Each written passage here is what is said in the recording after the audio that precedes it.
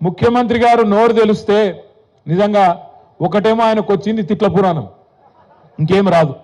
తిట్టు రాబోయంటే మాత్రం జోరుగా తిడతాడు. మాకు రాదా తిట్లు? మనకు రావా ఊళ్ళల్లో తిట్లు? ఒక్కొక్కరికి మైక్ ఇస్తే ఇప్పుడు మీరు ఒక్కొక్కరు వాళ్ళ చెవులు మోగి మూసుకోవాలి, అట్లా తిట్టచ్చు.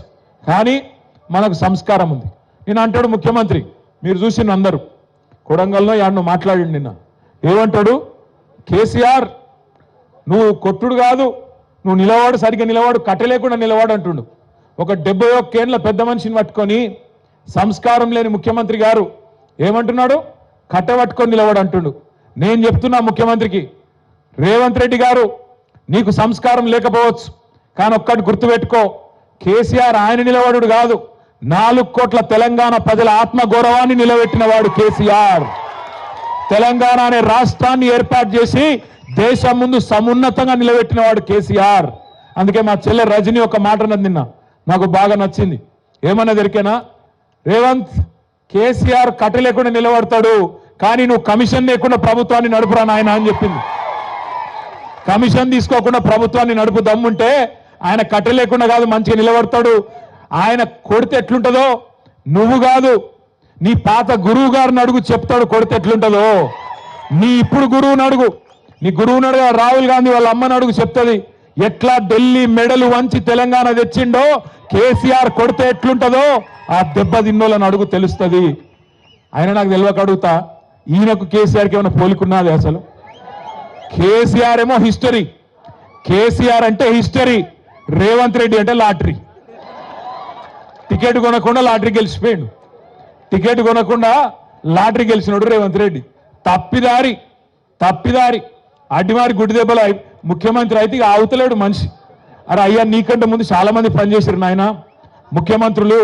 రేవంత్ ఒక్కటి గుర్తుపెట్టుకో, ఒకటి యాది పెట్టుకో, కేసీఆర్ పేరును నువ్వు కాదు కదా, కాంగ్రెస్ తాత జేజమ్మలు దిగచ్చినా ఎవరు మర్పించలేరు. తెలంగాణ ఉన్నంత కాలం, తెలంగాణ రాష్ట్రం ఉన్నంత కాలం తెలంగాణ ఎవరు తెచ్చిండ్రు అంటే ఎవరంటారు? మరి గిట్లున్నాక ఆయన ఏం బిక్తాడు నాకు అర్థం కాదు. నేనేమంటున్నా, మాటలు మస్తుగా చెప్పచ్చు రేవంత్ రెడ్డి లెక్క, నేను కూడా నరకచ్చు. అంబేద్కర్ అభయహస్తం అని పెడతా, కేసీఆర్ దళిత బంధు పెట్టి 10 లక్షలే ఇచ్చిండు, నేను 12 లక్షలు ఇస్తా అన్నాడు. ఇచ్చినవా ఒక్కలకన్నా? పడ్డాయా ఎక్కడన్నా టకీమని పడ్డాయా? బీసీ డిక్లరేషన్ అన్నాడు, 20,000 కోట్లు ఇస్తా అన్నాడు బీసీలకు సంవత్సరానికి, మొత్తం 1,00,000 కోట్లు ఇస్తా అన్నాడు బీసీలకు. పడ్డాయా? టకీ అంటుందా ఎక్కడన్నా? టికీ లేదు. అందుకే అంటున్నా రేవంత్ రెడ్డి, ఇక తిట్ల పురాణం బంద్ చేయి. సంవత్సరం దాటిపోయింది, నీ హనీమూన్ పీరియడ్ కూడా అయిపోయింది. హనీమూన్ పీరియడ్ అంటే ఏంటంటే, లగ్గం చేసుకున్నాక మొదటి 10-12 నెలలు లగ్గం చేసుకున్నాక పిల్లకు పిల్లగానికి బాగా ఒకళ్ళ మీద ఒకళ్ళకి మోజు ఉంటుంది కాబట్టి దాన్ని హనీమూన్ పీరియడ్ అంటారు. గట్లనే రేవంత్ రెడ్డి కూడా కొత్తగా ముఖ్యమంత్రి అయింది కాబట్టి ఏమైనా చేస్తాడేమో, ఏమైనా ఇస్తాడేమో అని అనుకున్నారు. ఇప్పుడు అది ఒడిసిపోయింది. ఈ కాడి నుంచి నీకు సినిమా ఉన్నది ముంగట. నేను అంటున్నా రేవంత్ రెడ్డిని అసెంబ్లీకి రా కేసీఆర్ అంటుండు. అరే నేను రేవంత్ రెడ్డిని అడుగుతున్నా, అసెంబ్లీకి రా కాదు, నీకు దమ్ముంటే రేవంత్ రెడ్డి నువ్వు లగచర్లకు రా, నీ సంగతి ఎందుకు కొడంగల్ చెప్తారు. నువ్వు దమ్ముంటే నువ్వు రా లగచర్లకు, సెక్యూరిటీ లేకుండా రారాబోయే నేను కూడా చూస్తా. ఎక్క అంటుంది పక్కకెళ్ళి, నువ్వు వస్తావా రావో నాకు తెలియదు, కానీ నేను మాత్రం పక్కా కొడంగల్కి వస్తా, తొందరలోనే వస్తా. నీకు దమ్ముంటే ఆపకు. మళ్ళీ ఇట్లనే పోలీసులను అడ్డం పెట్టుకొని 4 అడిదిక్కుల పోలీసులు, ఇడిదిక్కుల పోలీసు వాళ్ళు సంవత్సరంలో ఏం చేసిండ్రా అయ్యా అంటే, నేను లగచర్ల గిరిజనుల కోసం మహబాద్ పోయి మీటింగ్ పెడతా అంటే ఆడ పర్మిషన్ ఇయ్యాడు, మళ్ళా కోర్టుకోవాలి. రైతుల కోసం ధర్నా చేసుకుంటాం నల్లగొండలా అంటే దానికి పర్మిషన్ ఇయ్యాడు, మళ్ళా కోర్టుకోవాలి. ఆఖరికి దాస్యనాయక్ తాండకు వచ్చి అంబేద్కర్ విగ్రహం ఆవిష్కరణ చేసుకుంటామంటే దీనికి కూడా ఇయ్యలే. ఆఖరికి నిన్న మా మహేష్ అన్న పోయి ఆ డిఎస్పీ గారిని అడిగి, అయ్యా డిఎస్పీ గారు నీకు ఏందా బాధ అంటే, వాళ్ళకు అనుమానం అట పోలీసులకు, ఏమని ఈడికెళ్ళి దాస్యనాయక్ తాండకెళ్ళి దగ్గరుంటది కొడంగల్, ఆయనతో దబ్బుకున్న వీళ్ళందరూ అటుపోతారేమో అని. గట్లెందుకు పోతాం నాకు అర్థం కాదు. బేజాప్తా పోతామా? బాజాప్తా పోతాం, ఖచ్చితంగా కొడంగల్ పోతాం. నీ సంగతి ఏందో చూస్తాం. అంత భయపడి ఎందుకు పోతాం మనం?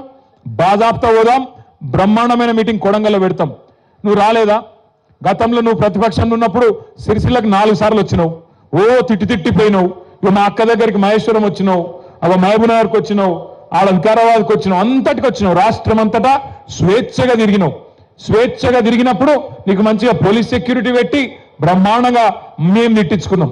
ఇప్పుడు నేను తిట్టామని కూడా అంటలేము. మేము వచ్చి ఇక మా తమ్ముడు సురేష్ ఉన్నాడు, ఎక్కడున్నాడు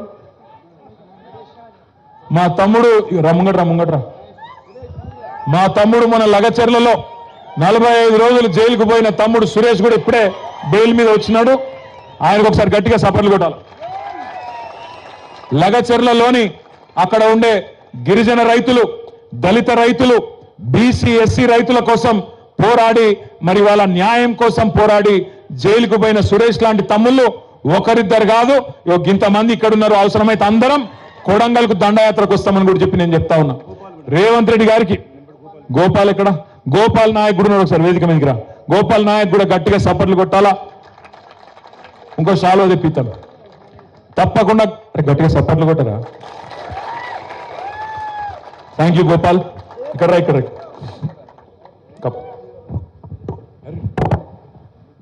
థ్యాంక్ యూ గోపాల్ నాయక్, సురేష్. మీ అందరికి నా రిక్వెస్ట్ ఏంటంటే కూర్చో. सेन राम राम मैं क्यों करो छू हमार बाजार नहीं के नहीं आनो फिर हम काहे खींचा तो दिल्ली लगा जाता नहीं भी सेंट्रल ऑफिस है हमको कायम परमिशन लाया चाहता तो कोई गवर्नमेंट काहे आपने गाँव से ढेडिया और काहे भी जमीन लेनो करता नहीं एक परमिशन लाया चाह से गवर्नमेंट से धैर्य में ती रे सारो ये केटीआर अन्ना मेलोच आपने गया मजाती सलाह दिनोच मेलोच कन तो जीव काहे को के लियो सलाह दिनोच और सलाह पर आपने गवर्नमेंट जमीन था बेचा वो संतोष में मैं आपने गवर्नमेंट पंचायती दिनोच केसीआर सारन केटीआर अन्ना जो आपने जमीन दिनोच करने के लागत है तेलंगाना में कोई गवर्नमेंट जमीन ले सके नहीं है रांकरन तो मैं सेन विनती करो छू राम राम सेन. థ్యాంక్ యూ గోపాల్ అని ఏం చెప్పిండు నాకు తెలియదు కానీ మంచిగానే చెప్పిండు అనుకుంటా. నేర్చుకుంటా, నాకు భాష రాదు, నేర్చుకుంటా. మా సంజీవ్ను ఎవరినో ఒకరిని పట్టుకొని నేను కూడా 4 మొక్కలు నేర్చుకుంటా. ఆ మధ్యన ఒకటి నేర్చుకుని ఇప్పుడు మర్చిపోయినా. బాయి బియా సేన రామ్ రామ్ ఒకటి నేర్చుకున్నాక అంతే, ఇక మిగతా నేర్చుకోలే. అది కూడా నేర్చుకుంటా. నేను మీ అందరికి చేసే విజ్ఞప్తి ఒకటే, దయచేసి గుర్తుపెట్టుకోండి. డాక్టర్ బాబాసాహెబ్ మనకు స్వేచ్ఛనిచ్చిండు, మాట్లాడే స్వేచ్ఛనిచ్చిండు, కొట్లాడే స్వేచ్ఛనిచ్చిండు, ప్రభుత్వం మీద తిరుగుబాటు చేసే స్వేచ్ఛనిచ్చిండు, ప్రజాప్రతినిధులను నిలదీసే స్వేచ్ఛనిచ్చిండు. ఆ అద్భుతమైన రాజ్యాంగాన్ని, ప్రపంచంలో ఏ దేశానికి లేని రాజ్యాంగాన్ని డాక్టర్ బాబాసాహెబ్ మనకిచ్చిండు. కాబట్టి అధినేతలు, ప్రభుత్వ అధినేతలు జులుం చేస్తే మనం ఇవాళ వాటిని బర్దాస్తు చేయాల్సిన అవసరం లేదు. తిరగబడచ్చు, మాట్లాడచ్చు. ఎన్నికల్లో హామీలు ఇచ్చి మాట తప్పితే ఖచ్చితంగా నిలదీయొచ్చు, అడగాలి. నువ్వే అన్నావు కదా కేసీఆర్ 10,000 ఇస్తున్నాడు, నేను 15,000 ఇస్తా అంటివి. 2 లక్షల రుణమాఫీ చేస్తా అంటివి. వచ్చిన 2 లక్షల రుణమాఫీ జరిగిందా ఇక్కడ? మరి ముఖ్యమంత్రి గారు అబద్ధాలు చెప్పొచ్చా? ఎంత సిగ్గు లేకుండా అబద్ధాలు చెప్తున్నాడు. 2 లక్షల రుణమాఫీ చేసినా అంటాడు. మొదలు నువ్వే మీటింగ్ పెట్టినావు డిసెంబర్లో, 23 డిసెంబర్లో మీటింగ్ పెట్టి ఏం చెప్పినావు? రుణమాఫీ కావాలంటే 49,500 కోట్ల రూపాయలు అవసరం పడుతుందని చెప్పి నీ ప్రభుత్వమే చెప్పింది. కానీ ఇవాళ వరకు నువ్వు ఇచ్చింది 11-12,000 కోట్లు మాత్రమే. మరి ఏ లెక్కనైతుంది రుణమాఫీ? చారాన కూడా కాలే ఎక్కడ కూడా. నేను అందుకే రేవంత్ రెడ్డిని అడుగుతున్నా, దాస్యానాయక్ తాండా ఇక్కడి నుంచి అడుగుతున్నా మళ్ళొక్కసారి.